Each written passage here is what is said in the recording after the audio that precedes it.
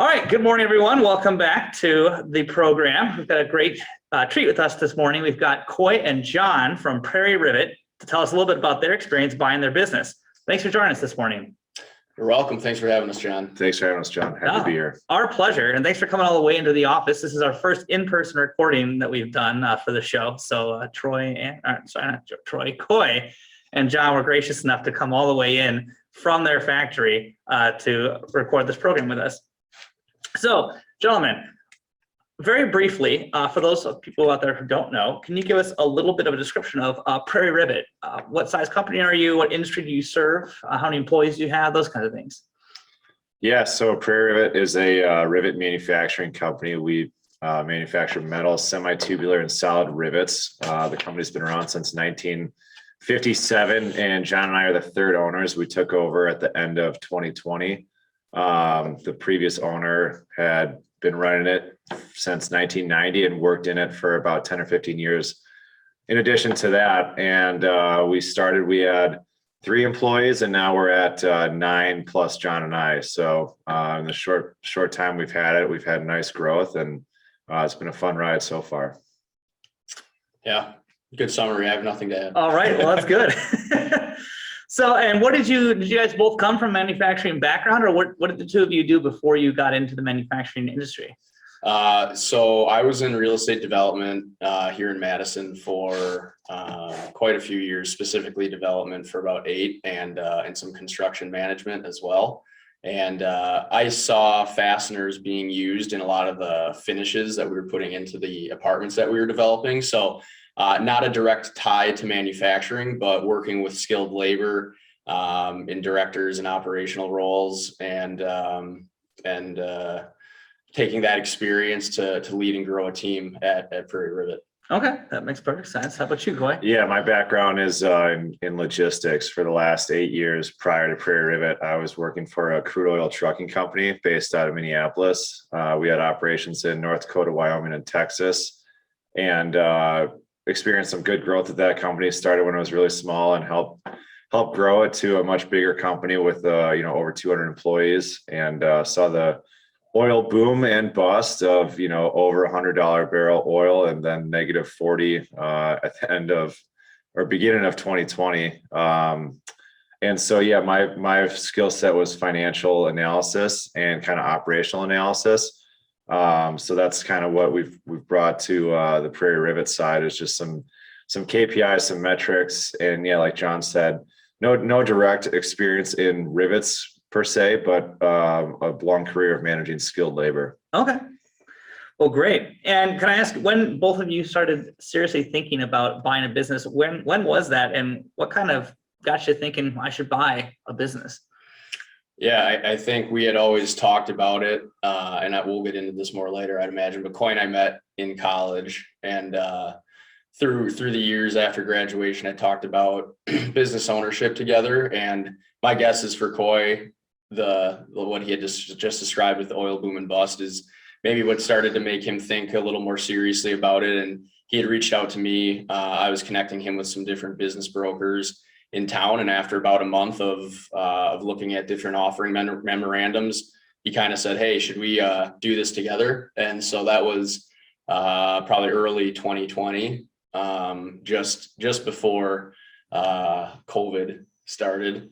But I think for me personally, wanting to enterprise on my own and use what I had learned, and use the fire under my rear to motivate myself and to pad my own pockets was the big motivator for me. So to work for yourself and reap the fruit of all your labor. Yeah, both the ups and the downs. They're yours to own. So that's what was exciting about it. Sure. How about you, Coye? Yeah, owning a business is always something I've wanted to do. I graduated with a marketing degree, and then I joke that I got my financial degree on the streets of just, by just experience in the trucking industry that I had.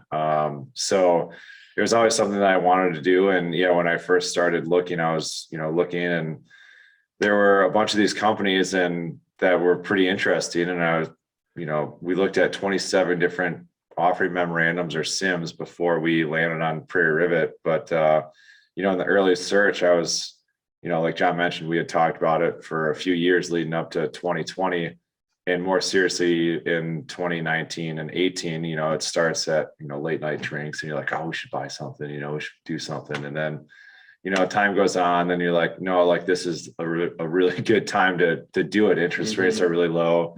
There's a lot of benefits from if you do an SBA loan or a conventional loan, people are trying to give money, and there's always these, businesses that are around that people want to exit out of. In our case specifically, the owner just wanted to go hunt and fish and enjoy retirement because he had worked his whole career. So, you don't always need to start up something fresh. It's, I think, sexy, quote unquote, in our age bracket to start a tech company or do something with an app. And, that honestly makes my eyes crossed. And producing a physical product is something that we liked. And when we started searching for companies, we had an acquisition criteria summary sheet, which basically is a one-page document that says what we do want to buy and, more importantly, what we don't want to buy. Sure. And manufacturing was top of the list, even though, like we mentioned before, we don't have direct experience in it. We were betting on a long-term view of American manufacturing even before COVID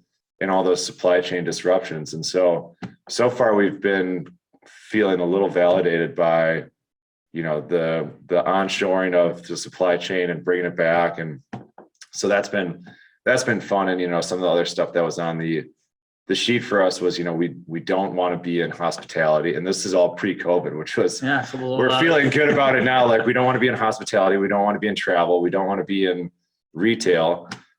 So for us, in part of the process of what we want to buy, was equally important to say what we aren't going to do. Sure. That makes a lot of sense. And I want to get a little bit more into that criteria sheet in a little bit here. But before I move on, I want to ask you, when you were sitting there kind of thinking about buying a business, what for both of you, what was your biggest fear about buying the business, and what were you most excited about? Yeah, I think my biggest fear was, no longer relying on that salary or that paycheck coming from your employer. If you do your job, so to speak, or maybe if you only partially do your job, typically you're still going to get that paycheck. And it was putting that full gamble on myself, on our capabilities. And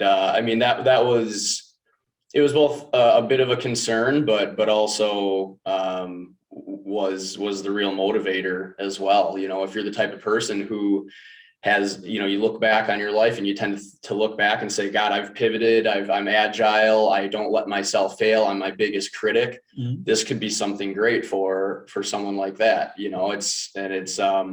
But you go into it and you take a lot of consideration for those things. And I think what Coye and I were lucky enough to come from as well was, we had built up a landing pad for ourselves, so to speak, in the last 8, 9, 10 years of professional work. So if for whatever reason this didn't work out, we're not dead in the water. Sure. And I think that's equally important with the acquisition that we ended up making and the deal that we were able to strike. Making sure that we weren't too far, too deep in, from the get-go, and making sure that we had an opportunity to pivot if necessary, if things weren't going well. Okay. But luckily we haven't had to cross that bridge yet. Yeah, no, it sounds like things have been going great. Yeah, so. Yeah. And how about you, Coye? Yeah, I'd say, it's just the fear of the unknown. I mean, you can sit around and do as much due diligence as you want, but at the end of the day, you're going to have to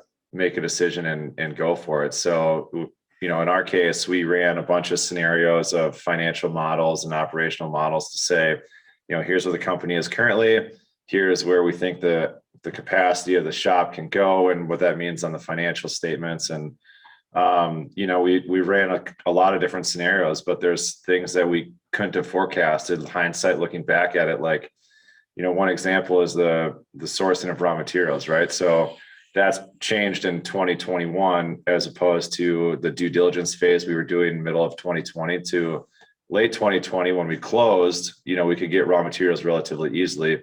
And then overnight in 2021, it kind of shifted, and we had no visibility on that. So we've adapted well, but one of those things of you just, you don't know what you don't know, essentially. So, what we did is made ourselves as comfortable as we can with the financials of the high, middle, and low scenarios. It's kind of like Jon was saying, if we're wrong, here's what it looks like. If we're way wrong, here's what it looks like.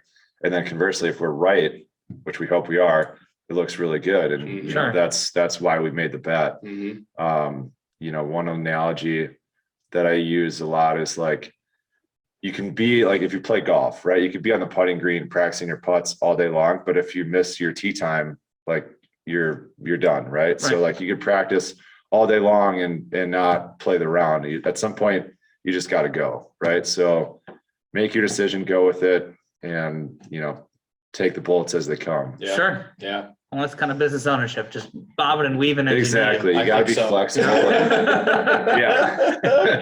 It is. Yeah. It is. Yeah. Yeah. Awesome. Well, I want to circle back then to the criteria sheet you said you had. Can you explain to us a little bit more about kind of what the process you went through to evaluate the business you ended up finally deciding on, Prairie Rivet, and then kind of like what was on that sheet? Was size and industry, location? What all did you consider? Yeah, so we had all those things on it. So for Jon and I specifically, Jon lives in Madison, I live in Oconomowoc. We did not want to move. So, there's businesses for sale all over the country. We're not going to pick up our families and move our lives to, Virginia to run a business, right? So for us, the location was a criteria. So it had to be within about an hour drive of either of us. So we just drew a radius around, southeast, south central Wisconsin, and kind of said, all right, there's our target. And then from there we said, manufacturing or some sort of labor and or physical product, right? So having those three criteria of the industry we wanted was top of the list. And then the revenue size was on it as well. So we wanted to make sure it hit a certain goal, because obviously revenue, tells us the size of the company and then tells you how much is left over for ownership. Owners get paid last, essentially, right? We have to make sure all the bills are paid and our employees are paid. And then we had a couple other things, like the owner had to stay on for a certain period of time. The business had to be around for more than 15 years and they had to be profitable. So why those are important for us is, one, like we said before, we wanted to buy essentially cash flow, right? So we're buying the business. We don't want to buy a risky cash flow. So if the company's been around for 3 years, they're kind of established, but they're not really. So in our case, we're really lucky that the company's been around since 1957, has all these customers that are repeat buyers and repeat, customers of ours. So the cash flow keeps coming in. And then for the owner stays on part was important for us, because we're learning new pieces of equipment, learning new processes that we hadn't been trained on before. So we thought that was important, and for the owner to stay on for a certain period of time, whatever that is, it doesn't really matter. For us, we agreed on X, Y, then Z for the transition. And that has helped us. So if anybody's looking to do this and buying something that's a little out of their wheelhouse, or they're not directly trained on it, I'd recommend that they, put a clause in the deal that says the owner's got to stick around, or key employees have to stick around. Sure. Yeah. I'll circle back to one other piece on that. But I think first we reach out to the Small Business Development Center, and specifically here in Madison, and they were a tremendous resource for us and continue to be today. I always joke with our consultant Michelle over there and say that she's our business psychologist, because we call her to gripe, we call her to share good news. She compliments us when compliments are due, and she gut checks us when we need to when we need to throttle back a little bit. Sure. And so that's a free resource. I would highly recommend that is first stop. Sure. And she also, Coye was excellent at running a lot of different financial scenarios. She was excellent at validating that, but also recommending additional research into the industry, growth patterns for fastener industry, commodities markets, things like that. And to this day, we probably, I mean, it's only been 8 months, 9 months, but we still probably speak with her once a month or so. Sure. Second thing about the purchase was what people call blue sky. A lot of the time when you're looking at a business purchase, you're paying for the potential for growth. And in this particular business, there was a ton of potential, both on the floor. You saw, we had X number of pieces of equipment that were fully operational, ready to rock, and a quarter of them were operating. And we were still able to look at the gross revenue generation and say, hey, that's pretty damn healthy.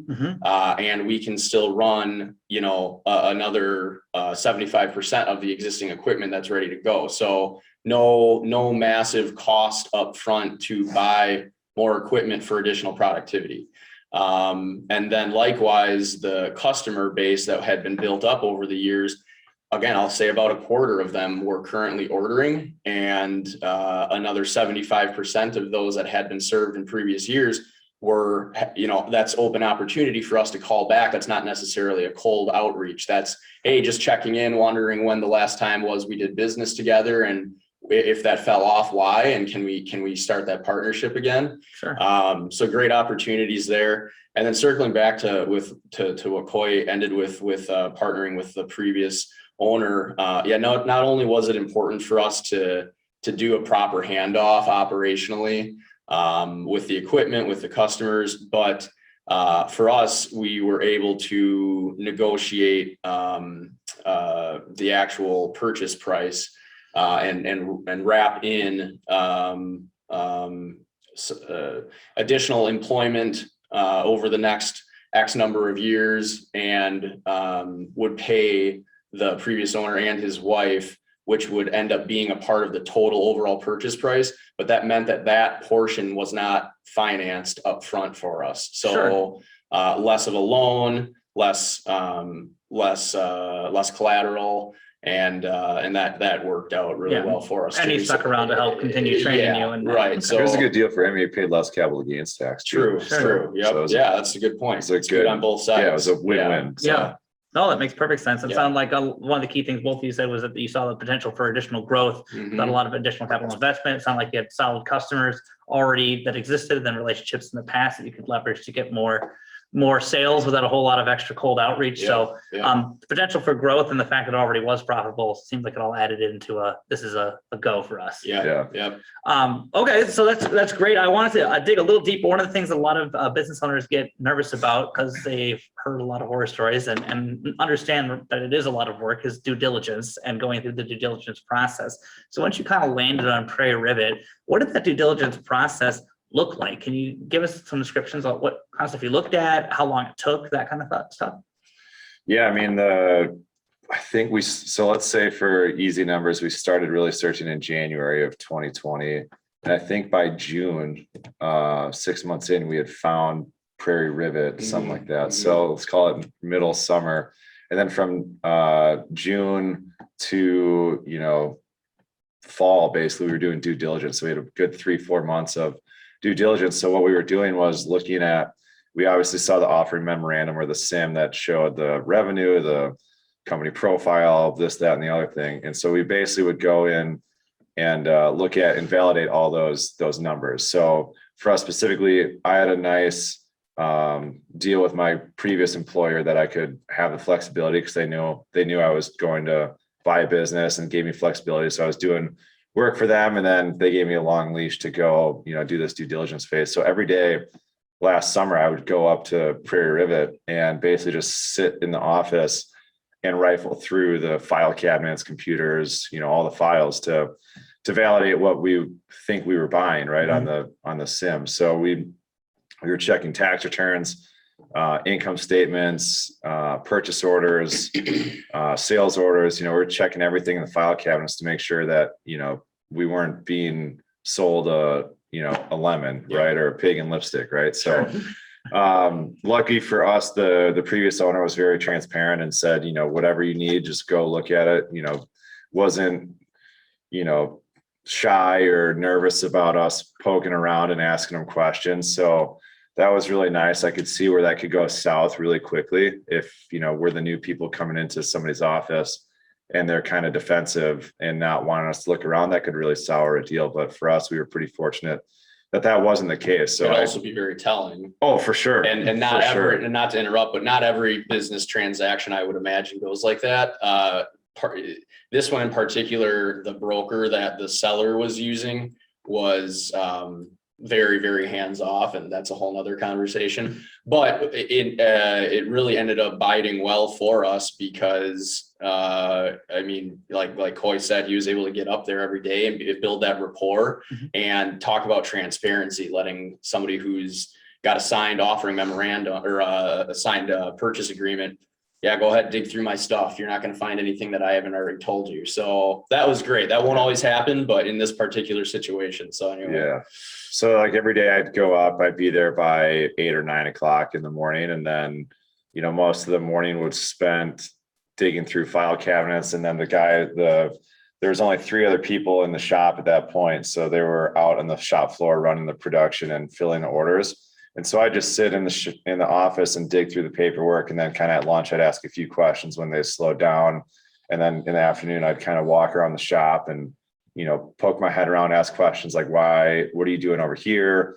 Why are you doing this? And it was always just in a curious, like, teach me kind of way, and not like, well, why do you guys do it that way? Like, that's dumb. That wasn't the case. And that's what we were trying not to do. We're just trying to convey we wanted to learn it and ask questions, as dumb as some of the questions were, that looking back on it, it's like, well, why do you tie your shoes? Well, so you don't trip on your shoelaces, but at the time we're like, well, that doesn't make any sense to me because it's kind of foreign. So, for the due diligence, that was pretty much it for 3-4 months. And then once, the early phase, you start doing the stuff, and then kind of the middle, top of the bell curve, you're like, all right, well, this is all checking out.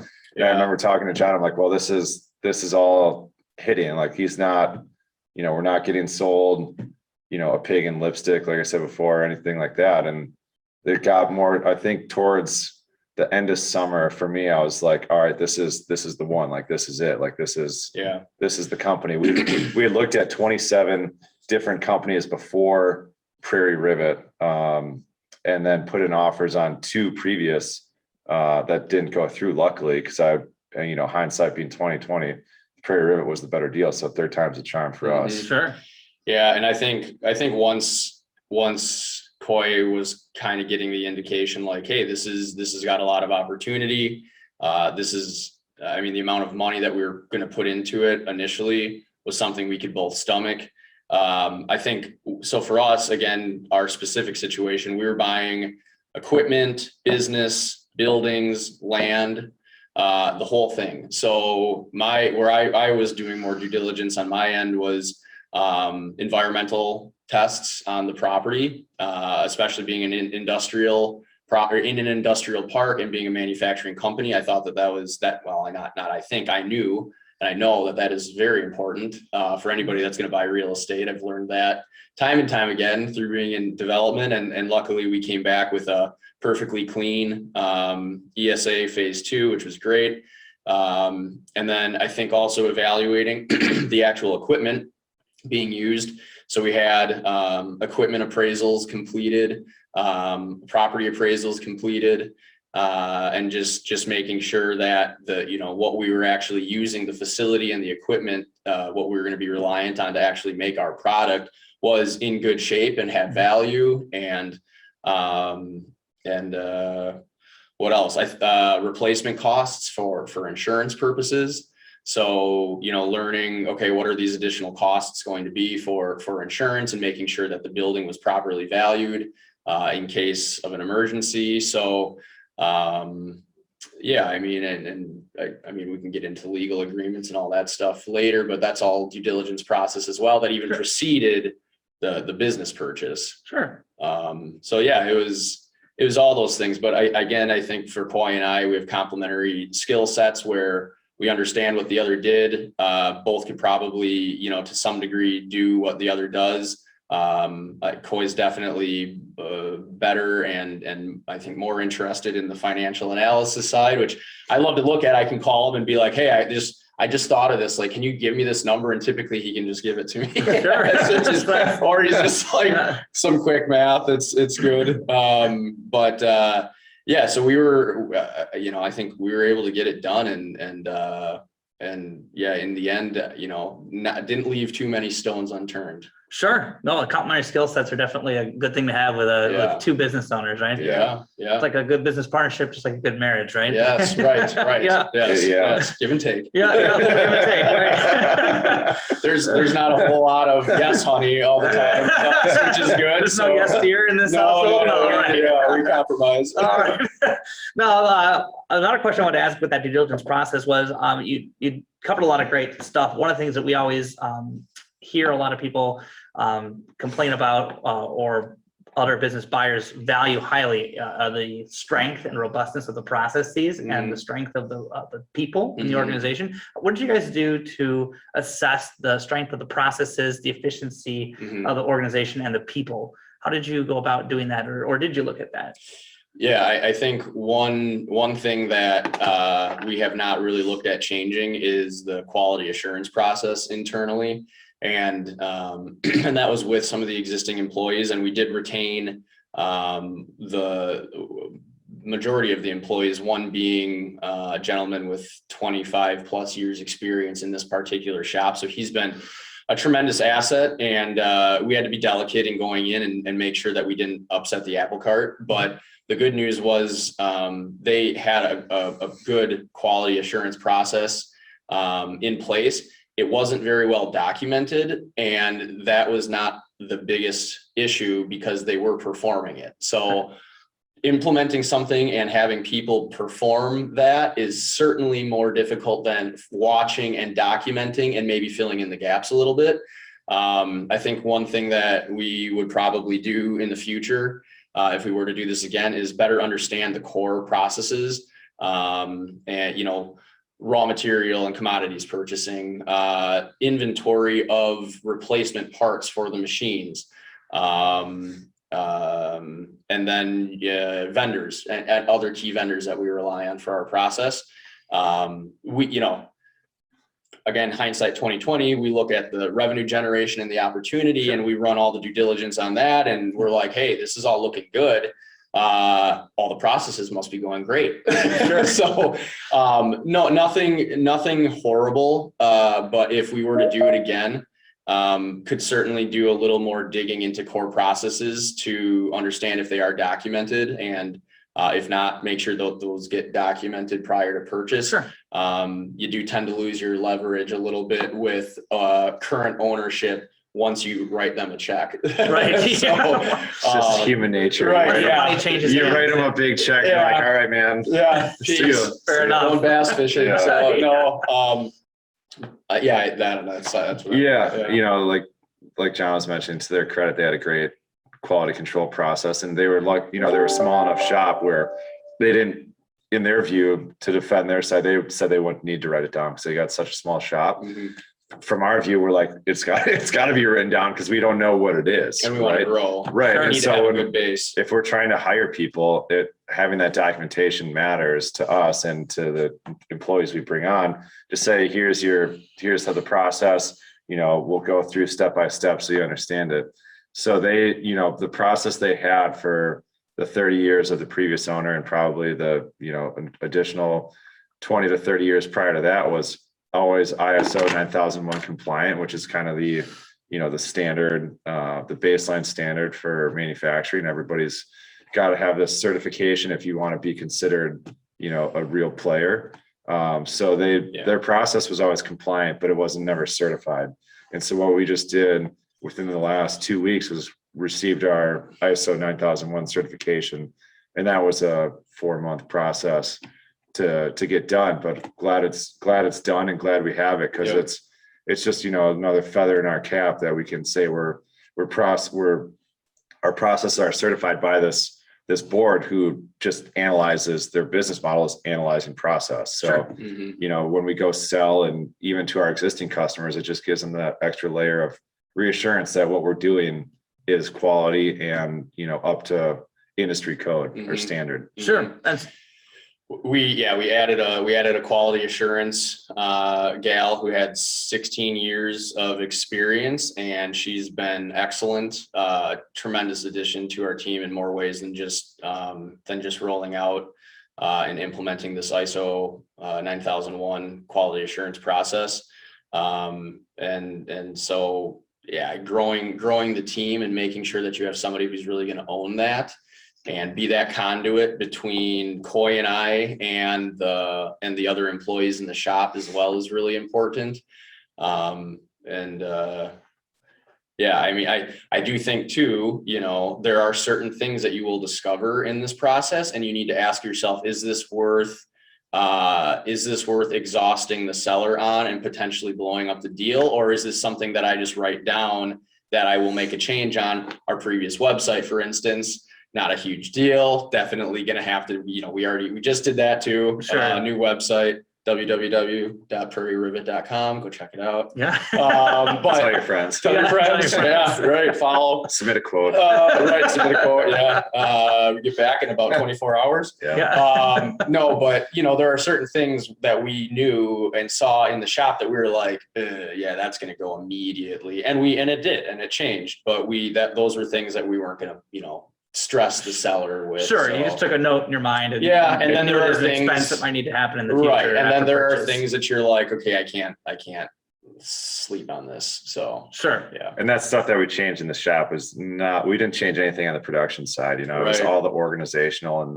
the efficiency flow of the process. Instead of moving it from A to C, we went from A to B, right? So there's some, production floor to the shipping floor back to the loading dock. It just kind of was all over the place. And so we just tried to streamline it off of the production floor to make the most sense. Yeah, declutter a little bit. Yeah. sure. Yeah.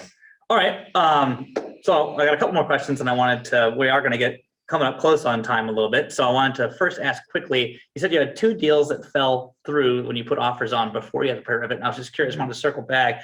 Is it a quick story to tell us kind of what happened there or at least what caused the deal to fall through? Sure. Yeah, we can make it a quick story. So the first one was a plastics recycling company based out of Waukesha, I think it was, or just outside of Waukesha. And so what they would do, their business would basically, if you think of like 5-gallon buckets or plastic milk container trays that you see at Costco or how they ship them in the refrigerated trucks, it would take that type of plastic and run them through essentially a wood chipper, to make it super simple, run it through a wood chipper and then sell the pellets back to injection molding companies or blow molding companies for reuse. Sure. So that one, we toured the facility, did the due diligence, met the owner, blah, blah, blah. And then it just kind of got flaky because the guy He wanted too much money for his blue sky. Sure. We talked about that, and he wanted too much money for his blue sky. That put a bad taste in our mouth. We're like, it was a cool business. We would have done it for the right price. It all comes, it's like buying a home, right? Like you're not thinking, when you buy a home, you're trying to think of when you sell it. Like you're going to make your money on your sale when you buy it, right? So we can't buy a house that's worth $300,000 for $500,000, right? So it makes we'll never get that money out again. So that was that one. The second one was a car wash, and it was a full service car wash with, I think, 5 to 7 employees. And that one fell through just because we couldn't agree on a sale price. Again, same thing. If it was priced right, we probably would have done it. And sure. It all came down to the sale price for us in both scenarios. Sure. So making sure that basically when you're talking to, this obviously is an exit planning podcast, so talking to potential buyers or business owners, to make sure you have an accurate view of what's a reasonable value for your blue sky, and then if making sure, it sounded like from before that you're kind of taking stock of maybe some of those expenditures that a new owner might have to sink into the business right away, almost like with a house sale. You might, if the foundation needs repair, that's going to automatically reduce the buyer's offer because they know they got to put that money into the house right away. Yeah. So same thing with the business, it sounds like. And it seemed like from our standpoint, the bankers were the really good ones to talk to about valuations, because obviously the owner of the business thinks it's the greatest thing since sliced bread, right? She's been working in it for the last however many years. You get a little jaded on what you think the actual price is, but the bankers that we talked to about those 2 specific businesses where they were dead on the whole time, because they're looking at it objectively from the financial statements and say, if you can get it for, they're offering it at Y, if you can get it for X, it makes sense. Mhm. But if you can't, walk away. Sure. So that's that from our side, from a buyer side, talk to the bankers, and from a seller side too. If you're trying to make an easy deal, talk to the bankers and, listen to them, what they have to say. I would recommend, it's probably different than what you think, but it's going to be more objective than valuing it at yourself. Yeah, so keep it objective and try to understand what an outside person's going to see, even though you've got blood, sweat, and tears soaked into understand that someone else coming from the outside is going to be looking more objective. Yeah, 100%. Yeah, sure. You got to have someone gut check you. Sure. Yeah, well, gut checks are good no matter where. Right. So then can you quickly describe kind of when you actually got to the closing process? What did that closing process look like for Prairie Rivet, and how did the transition go? Mm-hmm. Yeah, so we ended up using an attorney instead of a broker.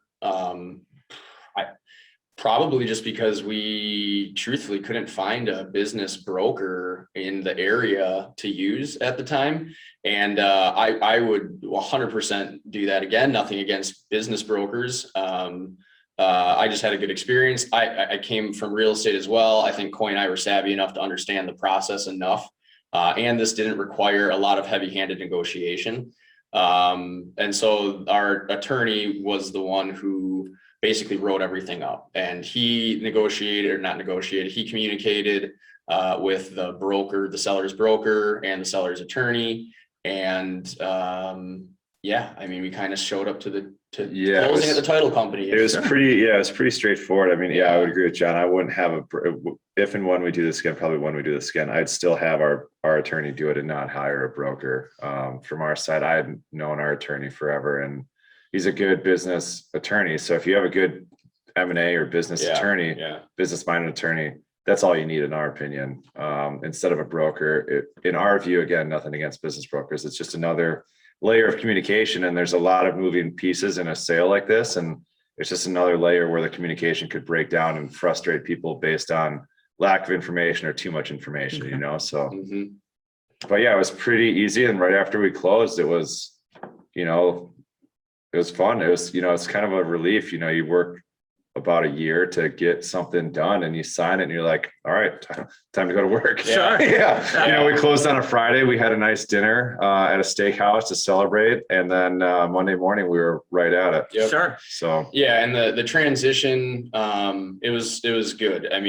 Of course, change management, delicate balancing act of psychology at times, but you need to be able to read people, read the room, hopefully have built some rapport. If in our case, we had the previous owner and his wife on, and we were reliant on them to help continue to train us.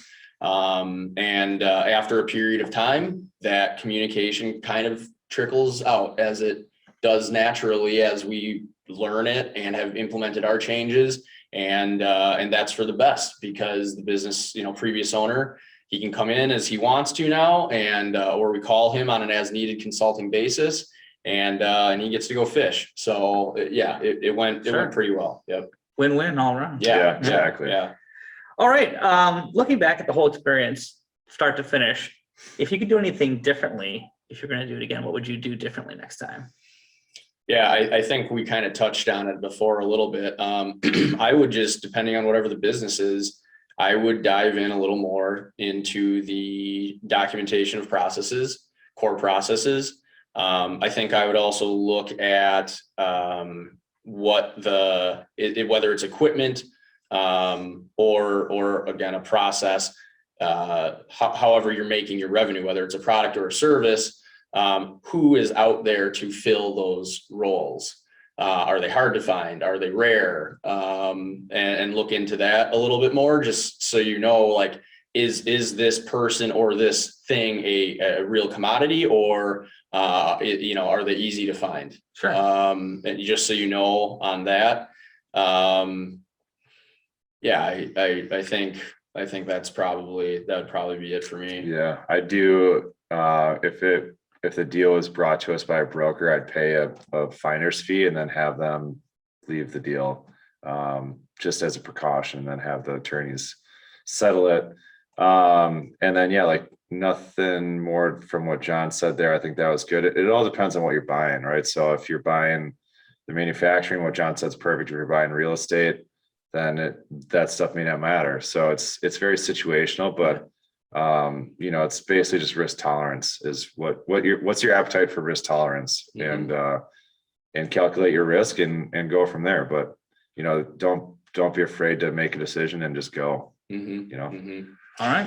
Yeah, I think one thing we've done very well is pretty well, and in growth you have a bit of chaos, but I think we've both been fairly organized, and our intuition has led us in the right direction every time so far. Knock on wood. I think making sure that there is a clear understanding of who's responsible for what tasks and what they're comfortable with has been good for us. And if it's a single person buying a business, making sure that you have somebody, either whether it's you doing absolutely everything or employees that are going to take on the other important tasks as well, so they don't fall by the wayside. And then I also think making sure that you set up proper legal operational documents, which is what we did, stuff that you hope to never have to look at again, but doing it the right way. So there is a mutual understanding of this is serious, this is real. And if something does happen, disagreement or worst case scenario, otherwise, there's those situations have been considered and there's a path forward. Sure. Like review buy-sell agreements and that kind of thing. Make sure you got your debt visibility. Even operational agreements. So between partners. So before we even, I'd say early 2020, before we really started, we spent probably a month going back and forth. Our operating agreement is 29 pages long between just Jon and I. That's separate from the entity in our LLC. And so, that month was full of conversations we hope to never have to have again. Including a range of stuff that's not what most people want to talk about on a given day, but we viewed it very important to have that covered, because right now we agree on pretty much everything. Like Jon said, where our guts have been right about pretty much every decision we've made, but there's going to come a time where we disagree on something. And when we do, we're going to have that thing to look back on, that document to look back on and say, this is how we're going to handle it, because we agreed on it. But that was important for us. So between partners too, I think if you can't have those difficult conversations, then you better not go into business. Exactly. That's a great point. It's a litmus test is what it is. We talked so much on the phone, and it's to the point where I think my fiance and your wife are like, guys, you got to hang up the phone. Yeah. Like, what are you guys doing? You're out doing business. Yeah. We're just talking about our day. Like we'll start with, so we have an hour drive and we'll talk, for 45 minutes of it most mornings on the way there. Sure. And then on the way home, we're doing the same thing and walking into the house, and significant others like, guys, hang up the phone, guys. Really? So, but to Jon's point, if you can't have those conversations, then that's a red flag right there. Like you got to know your business partner really well. And luckily for Jon and I, we do know each other really well and trust each other implicitly, and that's what's led to our 10 months of success so far. Sure. Well, those legal documents are so critical, and even from an exit perspective as well, we always recommend people review their buy-sell agreements and operational agreements specifically several years before the actual exit comes too, because exits can place additional strains in the relationship. Right. So completely agree with you on that.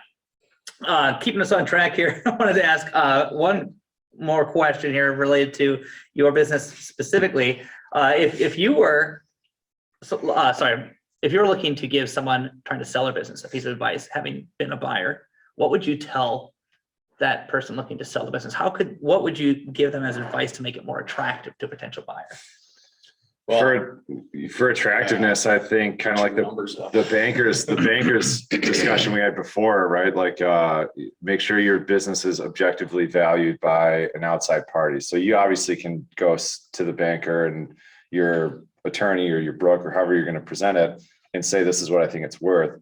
But, if we were going to sell or if somebody else is going to sell, I'd say it's a 3 to 5 year process. You got to call your mark way ahead of time, because if you're really going to do it right, in my opinion, you're pumping sales, you're pumping your EBITDA, you're pumping everything way up to increase your sale price. So most there's a great book that I read before we bought called the Small Business Review Guide, I think by the Harvard Business School or something. That's a great tool for anybody. It's a really simple read. Most of it's common sense stuff, but until you read it, like, oh yeah, I didn't really think of that.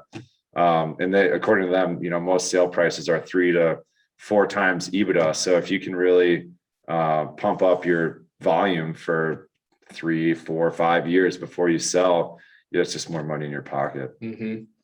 Yeah, I think, to Coy's point, I think for me, the 3 to 5 year is making sure that you're taking advantage of, like if we were looking to sell, which we're not right now, obviously, but doing things like becoming ISO compliant. Mhm. And that's a massive ad. Again, blue sky.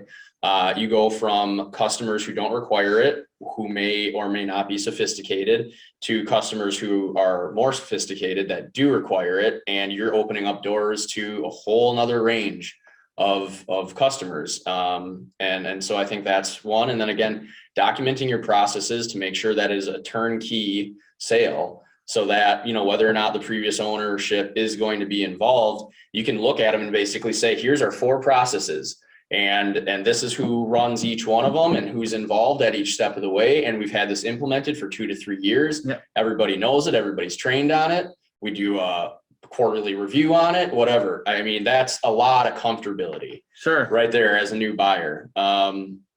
I think those are very important. And again, with valuation too, you don't want, of course, the seller is going to want to get everything out of it that they can. I think a broker, again, nothing against brokers. I have a lot of good broker friends, but, and I think, a lot of the time their job is to value it properly, but they want to make sure to maximize that profit as well. But getting a third party, such as, a lender or otherwise, to value it too, to make sure that you're not out there, floating a price around and you're not getting any bites, and you're 6-8 months in and you start getting discouraged. Well, maybe it shouldn't be at the 1.5 million and it should just be $1 million or something, Sure. So. I think that's all great advice, and all that, because a lot of things we tell people that, you need to start getting your business ready for sale years ahead of time, Mhm. because you can't change 3 to 5 years of financial statements overnight. Right.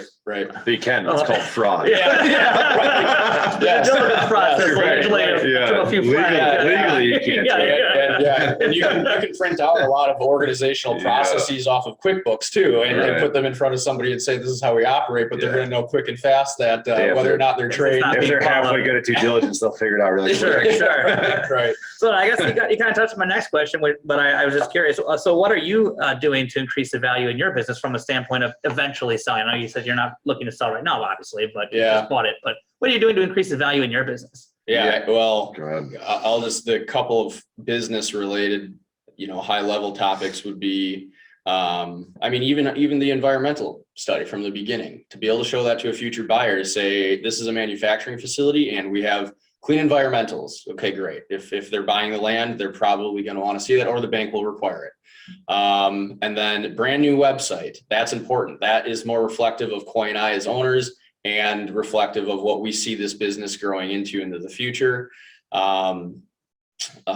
New accounting software. Coye's working on an operational software, E2 Shop. Brand new email systems, IP phone systems. Things like physical things.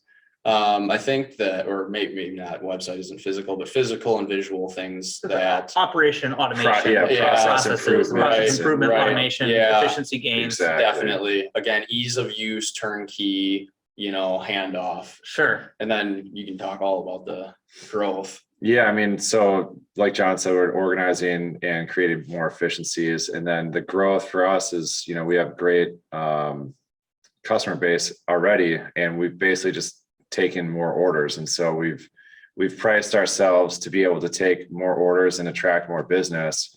So that's helped our, the shop stay utilized and busy. So, those two things together, I'd say, are probably the top reasons. I think and again, on that too, we've even found new vendor partners who are helping us to increase our delivery times, shorten them, but significantly. I mean, we're beating the majority of the market by a lot right now on our delivery times, and that's huge, especially in this market. It's huge all the time, but it's huge in this market.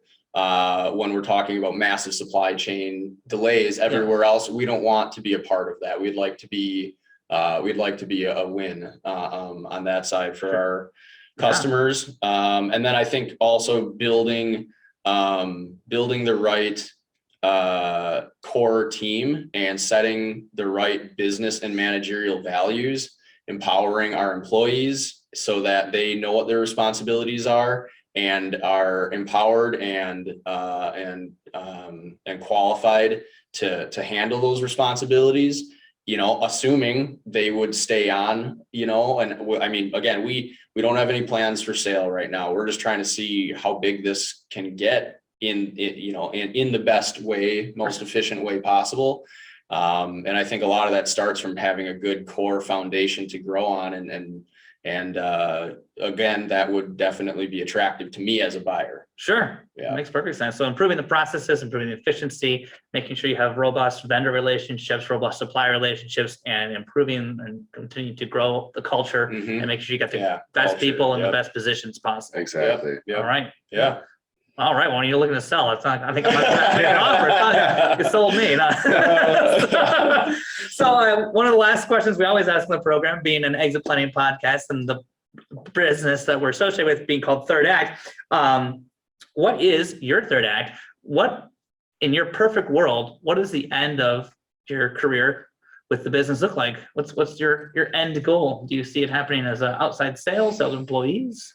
Bass fishing? What does it look like for you? I have no idea at this point. Like Jon had mentioned, we're in the mode of growth, and whatever happens. As we see it right now, this is a long-term buy for us, and we didn't want to just do something and then flip it and then start all over, because that's a lot of work to do over and over again. So for us, we're happy to put in the work and happy to grind it out, but then we want to set it up and let it run and be able to enjoy the benefits of all the hard work that we're putting in right now. Sure.